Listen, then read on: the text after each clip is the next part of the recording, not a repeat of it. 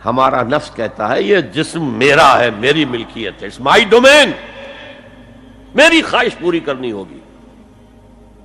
جیسے اس نے کہا میں نہیں جانتا کوئی خدا ہے میرے سوا اور میرے اوپر، میں نہیں مانتا.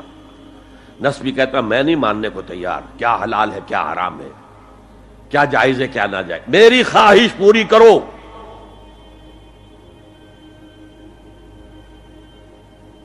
اس کے خلاف جہاد، یہ پہلی منزل کا جہاد ہے.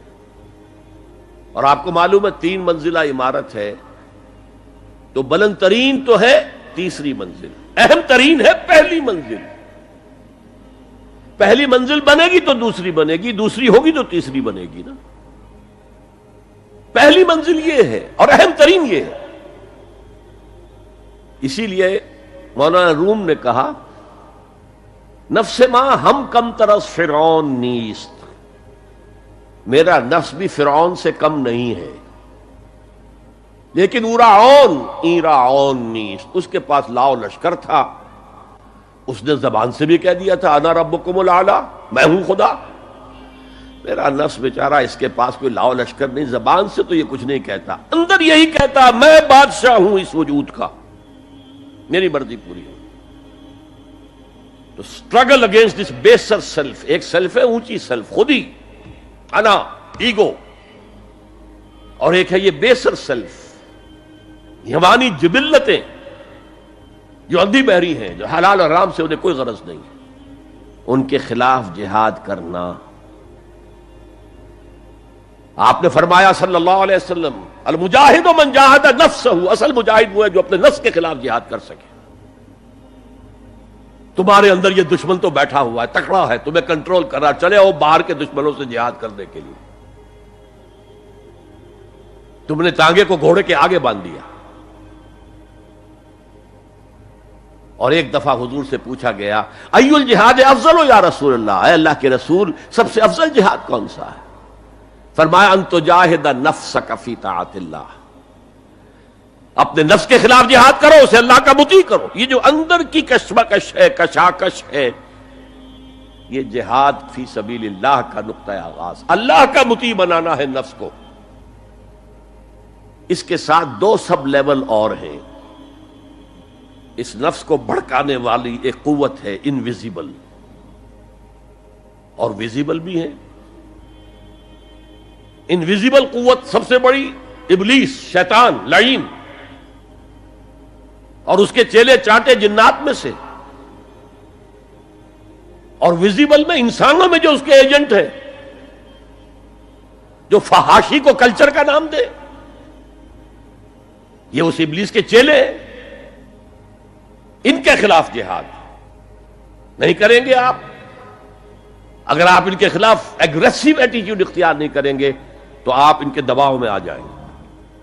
ان الشیطان لکم عدوا فاتخذوہ عدوا، اے لوگو یہ شیطان تمہارا دشمن ہے، اس کو اپنا دشمن سمجھو.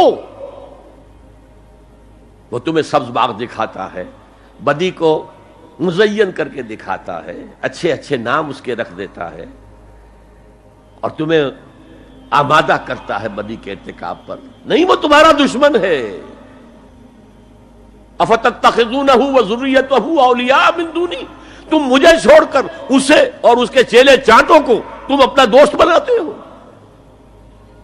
نہیں، شیطان کے خلاف جنگ کرو. اور تیسرا اس پر سب لیول کیا ہے؟ معاشرہ اگر بگڑا ہوا ہے، اس کا عمومی رجحان برائی کی طرف ہے، تو سوشل پریشرز آپ کو ادھر دھکیلتے ہیں.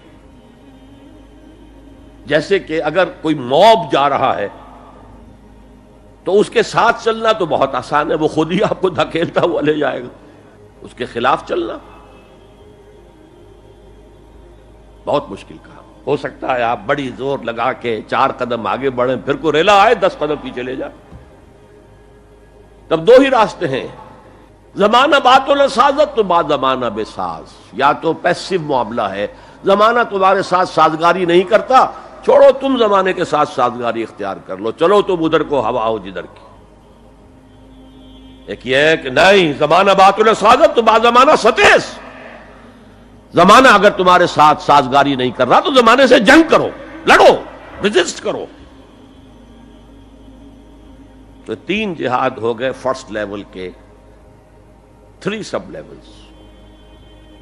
نفس امارہ، اڈ، لیبیڈو، نفس حیوانی کے خلاف جہاد،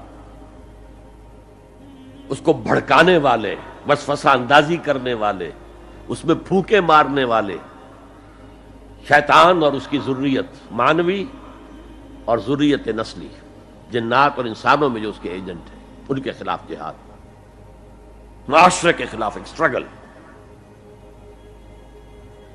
اب یہ 3 جہاد آپ نے کر لیے، اللہ توفیق دے ہم میں سے ہر ایک کو، تو اب یہ جہاد آپ کے جسم سے باہر نکلے گا، خارج میں آئے گا۔ دوسری منزل ہے نظریاتی تصادم۔ اگر آپ نے ایمان کا نظریہ اختیار کیا ہے تو الحاد کا نظریہ رکھنے والے بھی موجود ہیں۔ آپ نے توحید کے نظریے کو اختیار کیا ہے تو مشرکانہ عقائد رکھنے والے بھی موجود ہیں۔ They are bound to resist. اس کے خلاف جہاد کرنا ہوگا، محنت کرنی ہوگی، اپنی بات کو دلائل سے ثابت کرنا ہوگا، اپنی بات کو اچھے انداز میں حسن اسلوب سے لوگوں کے دلوں تک پہنچانا ہوگا۔ ظاہر بات ہے وقت لگے گا، جان کھپے گی، اور اگر آپ انتہائی سنسیئر ہیں یہ آپ کا ایک لائف لانگ اور ہول ٹائم جو ہے آپ کی انگیجمنٹ ہوگی یہ۔ اینڈ ٹائم از منی۔ جہاد بالمال، جہاد بالنفس۔